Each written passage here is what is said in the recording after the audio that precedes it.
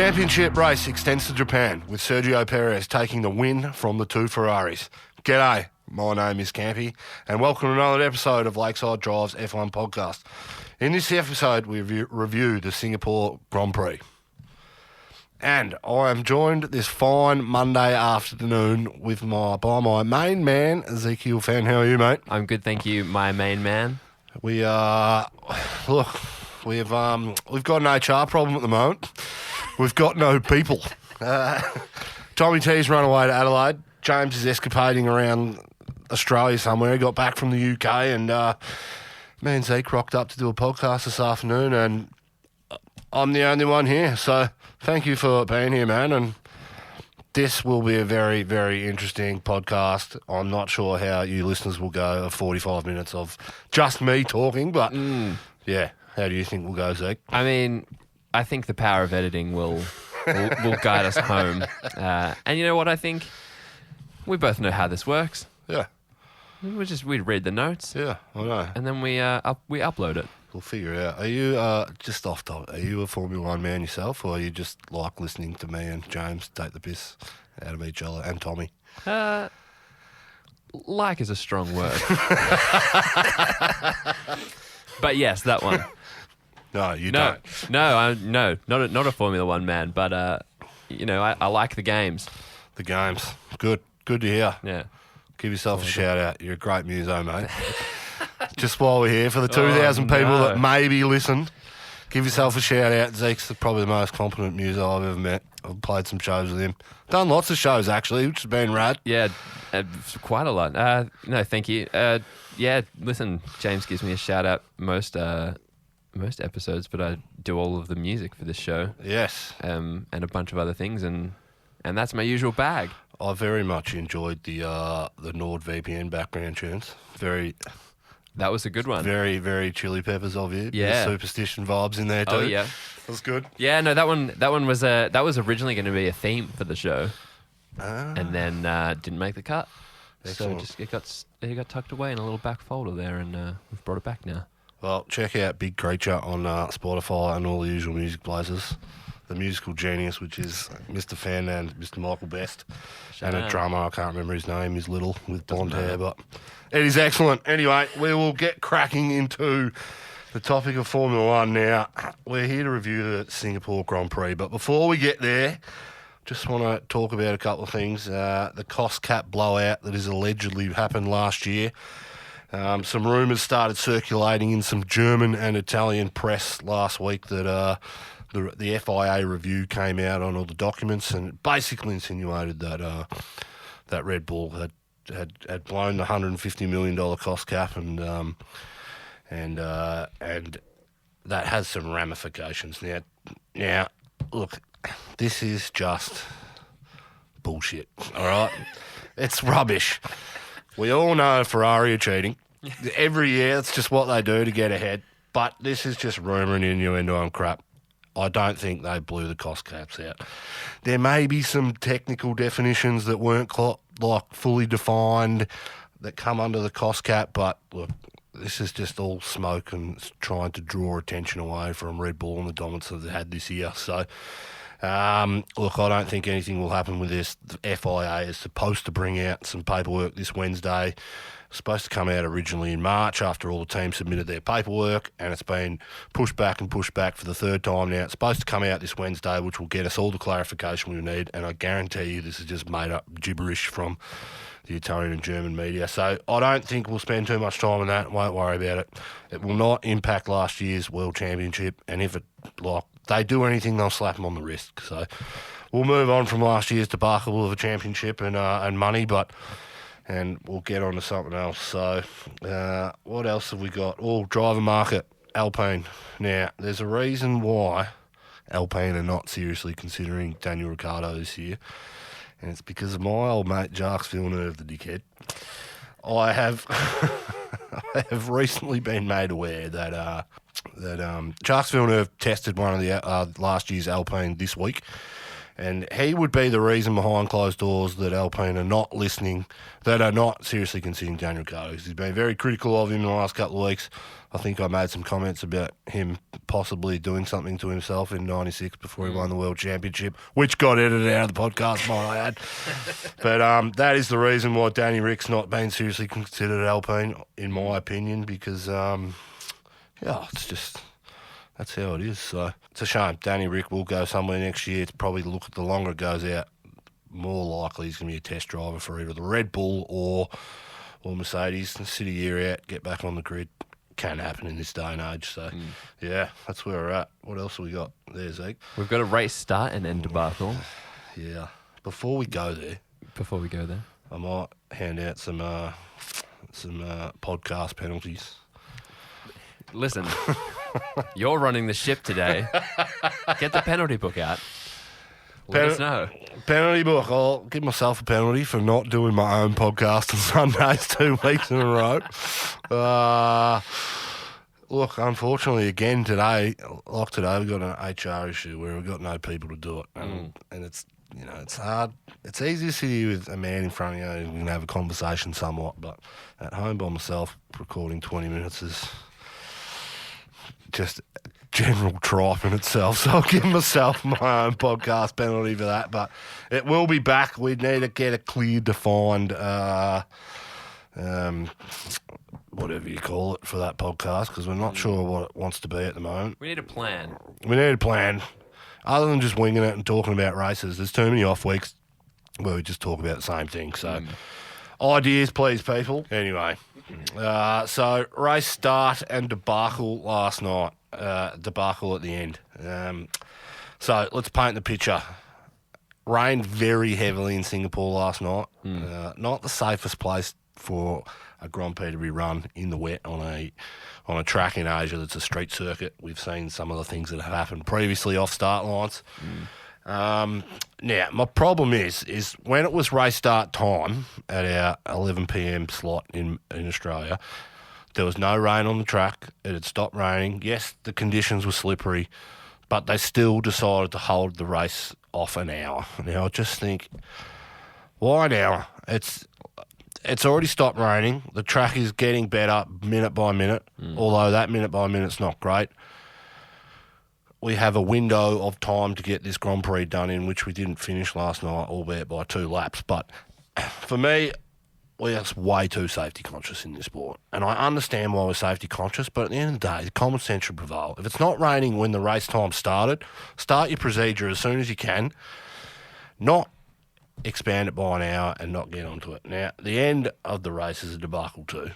The winner of the race was reported during the race, Sergio Perez, under safety car conditions. He failed to stay within the required distance of the car, and then he ran up towards the safety car and told him to speed up too. So, look, I don't think he should have got a 5-second penalty for that, because if you look at every safety car I think we've ever had, every driver has fallen back that required distance, whether it be right behind the safety car or the car in front of them.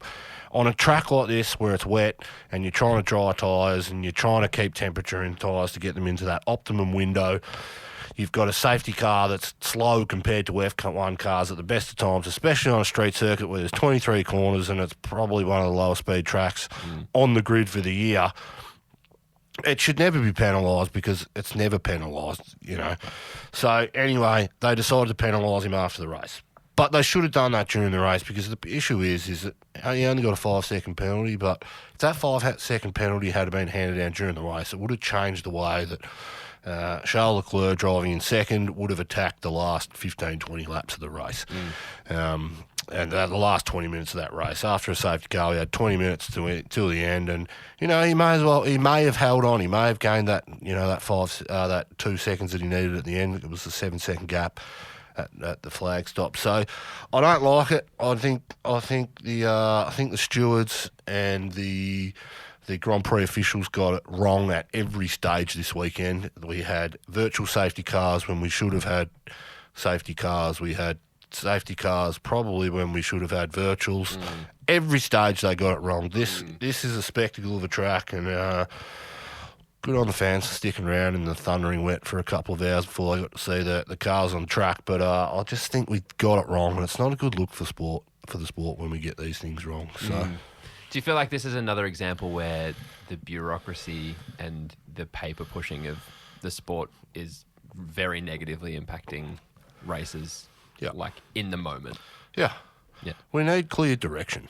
We need clear direction for the safety protocols, because all the safety protocols seem to be different at every track. Now, I get that every track has its own specific, unique features, but we need to get some solidarity. Who cares if it's raining? 20 years ago, it didn't care. As long as there's not enough water for the cars on the track to aquaplane, then in my mind, it's safe to drive. Yeah. The Constantina effect doesn't create good racing, but hey, when the scheduled start time is is not raining, there's still water on track. You should be trying to get as close to that scheduled start time as possible. Yeah. Track evolution, I mean, it meant that the tracks pretty much stayed the same for the first hour and 15 minutes of the Grand Prix. It's only the last 20 minutes that it really ramped up to, dry running conditions. The DRS is the other issue too. Who cares if they're on intermediates? You need DRS because you need cars to be able to pass, and that was my frustration with the race last night. That you needed DRS to get the passing on track. You saw the best car in the world getting stuck behind McLarens and Alpha Tauris and things like that, and Alpines, because he just didn't have the firepower to get past. We've seen that in yesteryear when Nico Hulkenberg was at Renault, and he kept two Ferraris and two Mercedes behind him because DRS hadn't been enabled because they had some technical problems with it. And I think last night it really ruined the spectacle of the race. I think if Max had had the chance to use that DRS throughout the whole race. But then again, we're safety conscious too. It's like, why do we make these decisions? But you never get clarity and you never get answers out of, the FIA. So that's really where it is. So, more bureaucracy. Yeah, that's what we need, right? I mean, obviously, as far as Max goes, there's no doubt that he's got a true and clear lead on the rest of the pack at this point. Yeah. So as far as the overall standings for the year, no harm, no foul. No, not really. I mean, Max went into this race last night, could have securing the World Championship. Got really unlucky in qualifying. Strategy worked out. They had to pull him in on 2 fast laps that would have got him pole because they were worried about fuel, which is fair enough. You got to do the right thing. You wouldn't want him to start from the back of the grid, but he's so far in front of this championship, it doesn't matter. He'll seal it up in the next 1 or 2 races anyway. And even last night he made some rookie mistakes. I just think he's a bit too rushed. Wanted to get the job done last night, but we'll be having the same conversation next week or in America the week after. Yeah. So he's got this championship well under the bag. So, anyway. Overall, pretty boring Grand Prix, if I'm honest. Real boring. How many stars out of 10? Grand Prix? I'll give it a 2. 2. Not worth the watch. Worth a highlights reel. It was worth an extended highlights, probably. Probably. At best. Yeah, at best. So we'll go through team by team now. So who are we kicking off with there, Zeke? Who came last? Williams. 2 did not finishes. Yeah. Albon, he did all right. He came back from his surgery 2 weeks later. He was on 2 weeks ago, he was on a ventilator. And now he's racing in the hardest race of the year. Unfortunately, he made a mistake. And he made a lot this weekend. Just oversteered on the hairpin and straight into the wall. Latifi, well, our favourite Canadian, who will no longer be in the sport. Yeah, they had a weekend to forget. I think the way the race played out last night, didn't matter where you were at what stage, as long as you were there with the last 20 minutes to go, you had a chance to get points just because of the amount of DNFs. So, look, shame for them, but hey, you got to get it done on track. So Albon's got credits in the bank. He's there next year. Unfortunately for Latifi, it's probably not the way he wants to end his Formula One career. He really just wants some solid results and to enjoy it. And he didn't get that done last night. So hard for his hard to be a member of that team too, I think. I mean, 3 bloody point scoring performances all year, and your best driver sits out. You got a dud Canadian and a couple of rookies in here and there who have performed well, might I add. But Must be hard being in that team for over an extended period of time. You've been down the back and not really doing much. So yeah. Well, from a morale point of view for a driver, what do you think what do you think the effect of that is? A race like Singapore, you have 2 did not finishes. You're trailing. You've got a handful of races left before you wrap up the year. Are they packed in mentally already? Albon's not. He wanted to get back in that car, because of his sickness and whatnot. So his kidney, whatever it was, he's getting in. Latifi's a different story. I think he's come to terms with his career being over in Formula One. Still a very competent driver. I mean, you can't drive these cars unless you're competent. He'll get a drive somewhere else in a top, whether it be Formula E, DTM, or go to the States somewhere. Maybe you'll get a drive, but. For him, I think it'd be frustrating because he'd really be wanting to just enjoy these last 6 or 7 races, enjoy the experience of F1, enjoy doing the team. I mean, these are the fastest cars on the planet by a country mile. It's not often you get to drive them. You get drivers like Martin Brundle who did 150 Grand Prix who, he's probably more known for his commentary now than anything. And he's been there for, 25 plus years, driven 70 F1 cars, and he's still a racer at heart, still wants to be driving these Formula One cars. And I don't think you'll ever get that itch, and no matter what you drive will ever the car will never be what it is in a Formula One. So he'd be just looking to enjoy it, and results like this aren't probably too good. So anyway, he just needs to go away for the next 5 races and just enjoy it and have as much fun as he can, and no pressure on him, and go from there. Yep. Who we got next? Haas, the American team. Yeah, again, 12th and 13th. Well, 12th and 13th, they got that because they were there at the end. Didn't really have the pace. I should say, Magnussen had a good start, put himself in a good position. He's in front of Danny Rick, and if the race had played out for him, he got a black and orange flag for a knocked off end at the end. What do you call it? The end cap on the front wing. So he had to come in. It was dangerous to drive like that, which I don't agree with. But he may have been in for a really good result. He seemed to have more pace than Mick Schumacher this weekend, considering where he was in the field when that happened. But that really compromised his race. I don't think he would have passed many people, but we saw what happened to McLaren, especially Danny Rick, just the way that their strategy worked out. Magnussen was in front of him at that time, so he may have got that top 5, top 6 that he wanted if it played out, but that's just motorsport and how it works, and in the safety conscious world of F1 that we are at the moment. Mick Schumacher 13th. I think at one stage George Russell said when he was behind him trying to pass him, he goes, the guy's having the race of his life. I can't pass him at the moment, so I'm not sure if that's a cheeky dig from Russell or whatnot. But he's shown some good racecraft, but he's just in a crap car, so he can't really show what he's capable of. But then again, he's getting spanked by his teammate, so his history, his future in the sport's still up in the air at that American team. They don't really want him, and it's rumoured that Nico Hulkenberg will go back to Haas, who's been out of the sport for 3 years now. Yeah, right.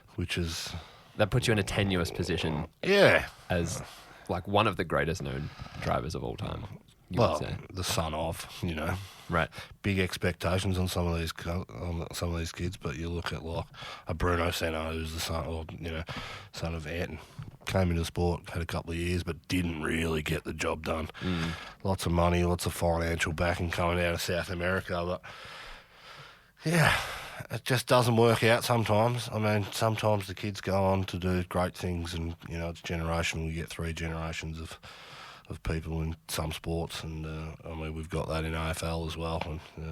But a lot of the times the kids don't work out to be as good as their parents, and that's just the reality of it. There's different expectations, and Mick doesn't seem like I don't think he's got the same pressure as what we think he's had on him. I think he's had a pretty easy couple of years in Formula One. Definitely, he did everything right to get into the sport.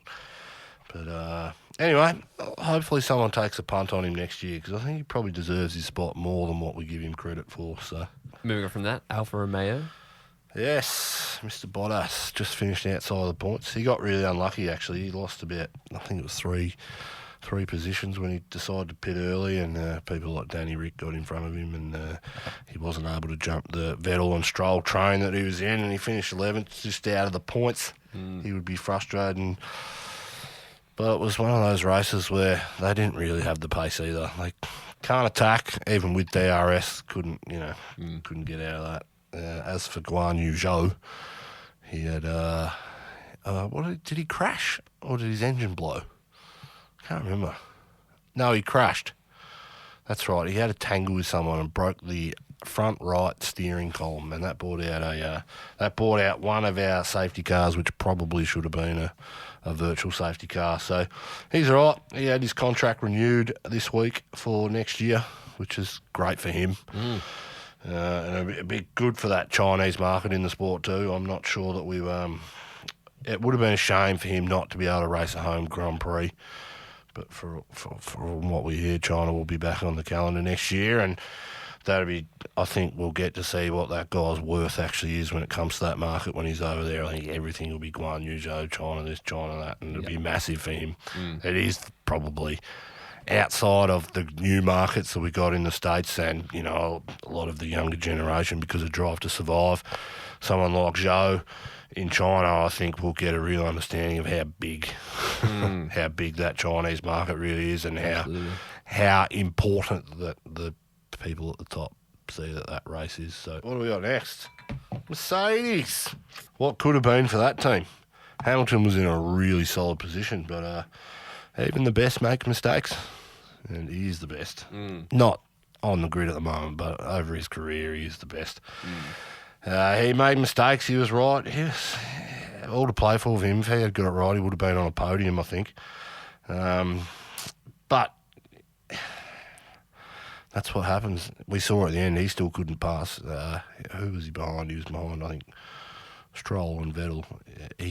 After his mistake, he came out, and even with DRS, he didn't have the pace to get past some of these cars. So he was in a good position. They lost some points, unfortunately, for Mercedes. I think this is the race that may hinder their chances of getting second in the Constructors' Championships, because they've been slowly creeping up to Ferrari. I think they got it within 30 points, which is very manageable with 6 races to go. But this result, with Russell being out of the points and getting strategy wrong, trying to go on the soft tyre way too early, the slick tyre, the medium compound, way too early, they left a lot of points on the table this weekend, and I think that might be pivotal for the Constructors' Championships, but they're a quality organisation. They'll bounce back. I still think Mercedes have got enough pace to get a win this year.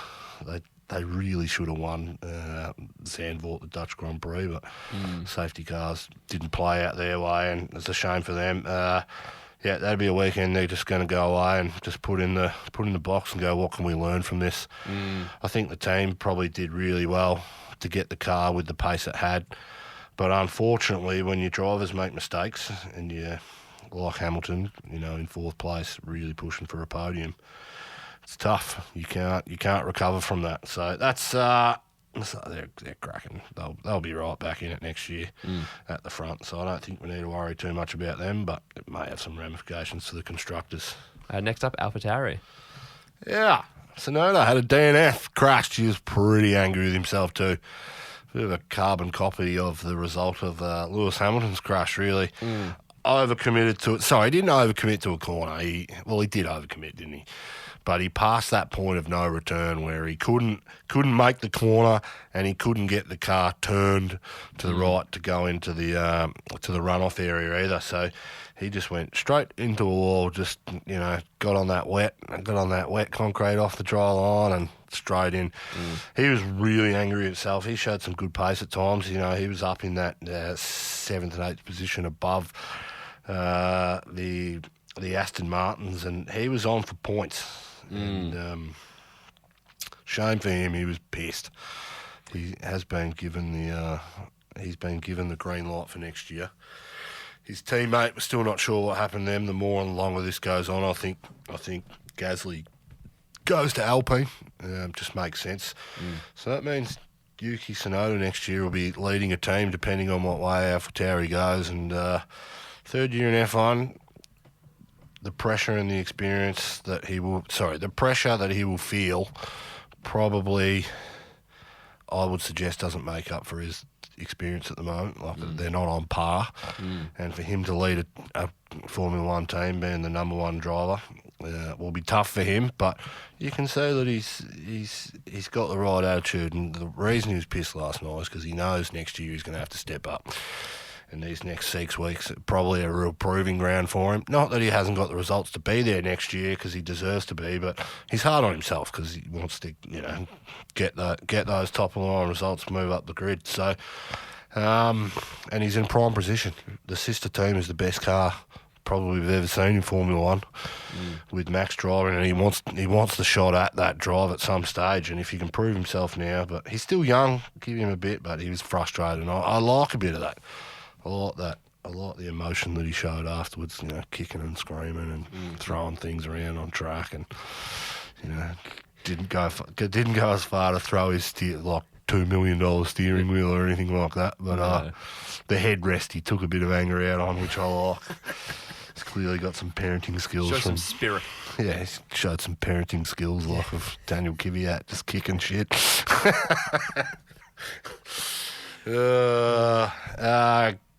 And Gasly got 10th. Really lacked pace all weekend. Strategy didn't work out their way, although he was in good positions at times too. So, Gasly's still in the bin for me. He's not coming out ever. He's just established himself there. He's been resident. Been my whipping boy since literally day one.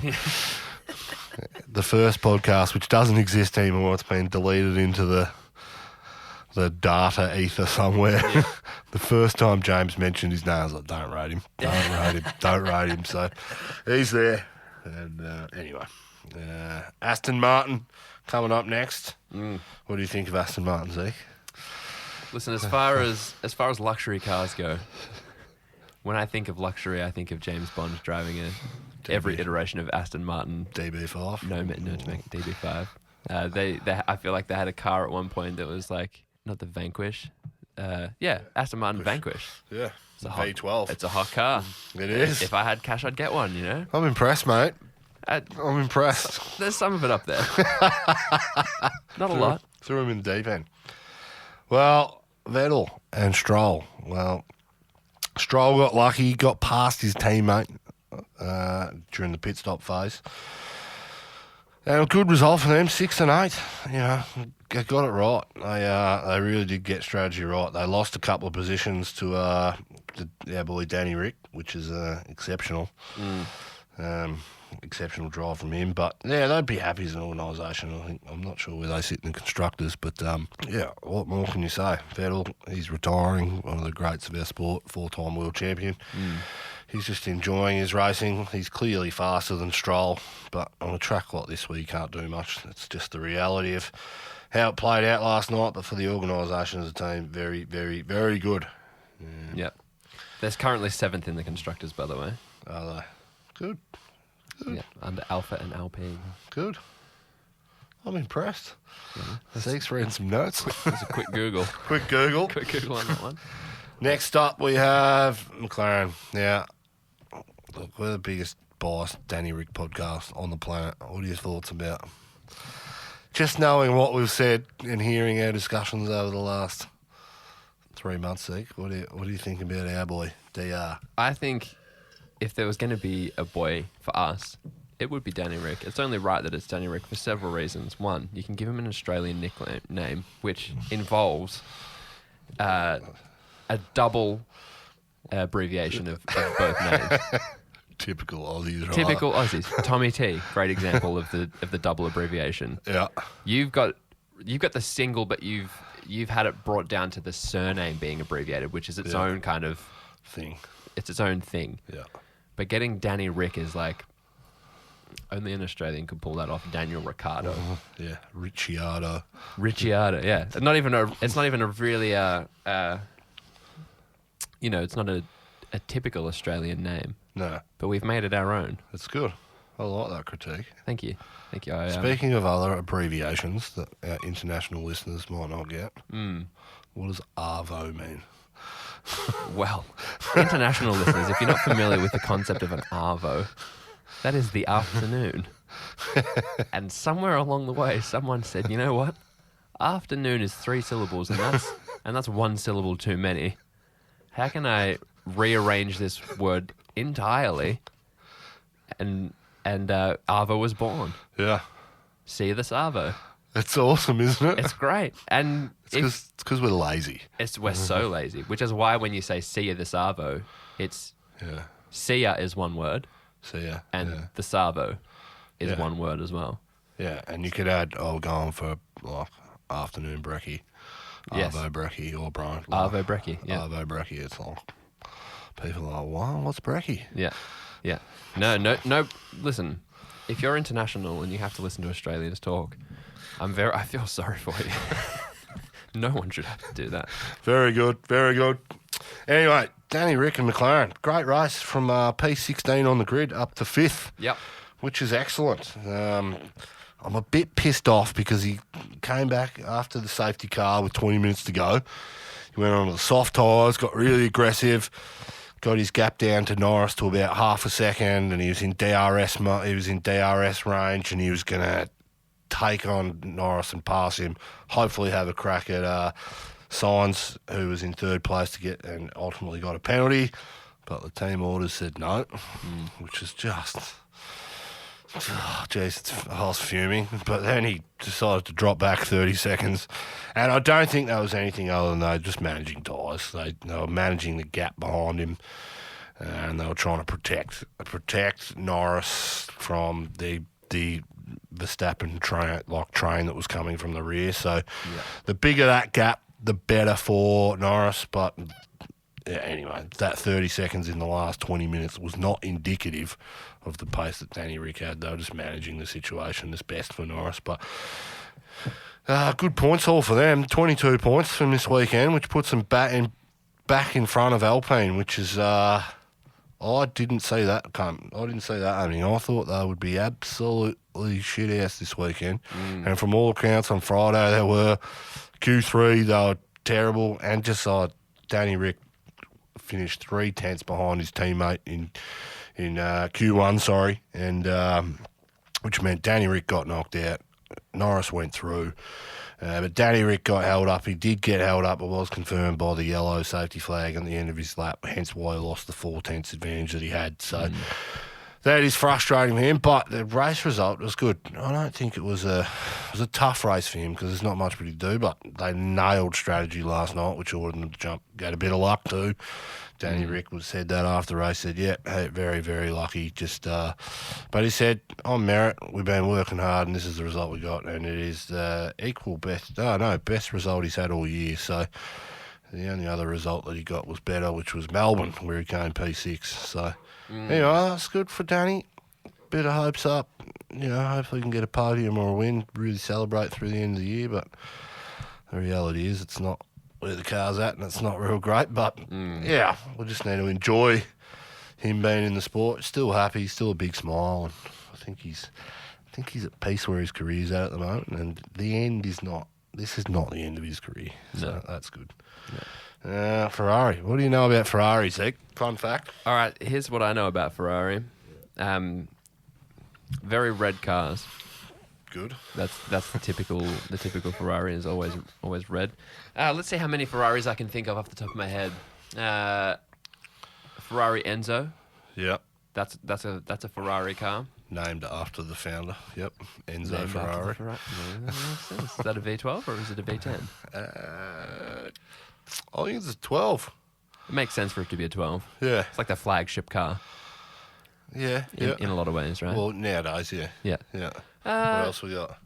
Don't know as much about Ferrari, I would say, as I know about like Porsche, for instance. Yeah. But, Well, they're coming into the sport. Tell us about Porsche. Porsche. Yeah. Porsche 911. Yeah. Porsche Carrera. Porsche Cayenne is the four-wheel drive. The four-wheel drive that they've done for rich housewives. Yeah. Not my bag. No. What do you drive at the moment? What's your wheels? I got a VY wagon. Do you? Yeah. You got a commie? I've had a. What was my first car? My first car was a Falcon wagon. Then I went Nice. VX Commodore sedan. How Australian of you. And I'm back to the VY. Back to the VY wagon. I need the room in the back, you know. Yeah. They are the best for carrying music instruments around. Oh, mate. More space than you. It's just the best. It's delightful. I've got the all black tint, like as legally black as you can go on the tint. I've got 19-inch all black powder coat rims. And I've got the stock head unit in. Have you got an eye candy motorsports sticker on the side too? No, I got a G ready one. I bought it off eBay. Did you change the badges to Chev badges? Nah, I could never. No, I couldn't do that. I'm impressed. How Australian of you. Fair, yeah, listen. How funny. Oh, very good, very good. Ferrari, yes. No, actually, Leclerc was great last night. Sainz's pace, it was one of his races where he just couldn't compete with his teammate. But P2, P3, great for their constructors. Not what they wanted. They wanted the win. Ultimately, didn't have the race pace as the track evolution got drier and drier. I think the Red Bull was very dominant. But, hey, good result for them. Puts them back on track. In my opinion, way too late in the season to be getting these results. But you've got to make, when the sun shines, when you're racing Max Verstappen, when he makes these mistakes rarely and the team makes mistakes in qualifying. Anyway, Red Bull. Sergio Perez, that is a big confidence booster last night. He drove really well. Considering the gaps that he made in those races, I mean, to have 3 safety cars come out and ruin the gaps that he'd made, he was excellent last night. Drove with poise, under a lot of pressure for the majority of the race too. Be good for his confidence, but he has to win those races where his teammate stuffs up, where his teammate makes mistakes. That's where he has to be. And last night he got it right, so it'd be great for him. I think he's been under a bit of pressure in the media lately about his drive next year, which I think is possibly warranted, but the more and more he does this and gets wins like he did last night, excellent. I mean, it's the first one he's had since Monaco from memory, so good on him. I'm stoked for Perez. He's got a bit more confidence in the year that he can compete, but he just seems everything needs to go right for him, and his teammate needs to make mistakes is what happened. Max last night, clearly the fastest driver on track at times, but just a bit aggressive, frustrated as well. Sitting behind cars that he's 3 seconds faster than, but because of the track, and just the way the race played out, frustrating for him. But he's allowed to make those mistakes, and we'll never really remember them because he's going to win this World Championship either next week or the week after anyway. So, I think it's okay for the fans that the championship gets extended for another race, but in reality it doesn't really matter. He's got it signed, sealed, delivered, but it ends a pretty dominant streak. I think 6 races on the trot for that for them, but good on Red Bull for getting it done. So that brings us to the end of our race team by team review. That does bring us to the end of our race team by team review, and we're going to move into the fantasy segment as it stands.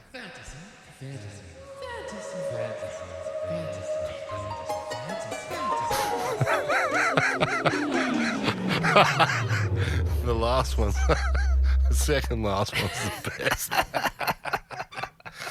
Do you want to read out some names? All right, so we're looking at the Singapore GP. So 157 in the Singapore GP in our league. We've got Singaporean from Trent K. Very good. We've got Singapore Grand Prix from LBS. Good LBS. We've got Singer Perez from Daniel B. Yeah. Wet tires as useful as tits on a Red Bull from Nathan D. Might have to bleep that. Can't say that. Nope.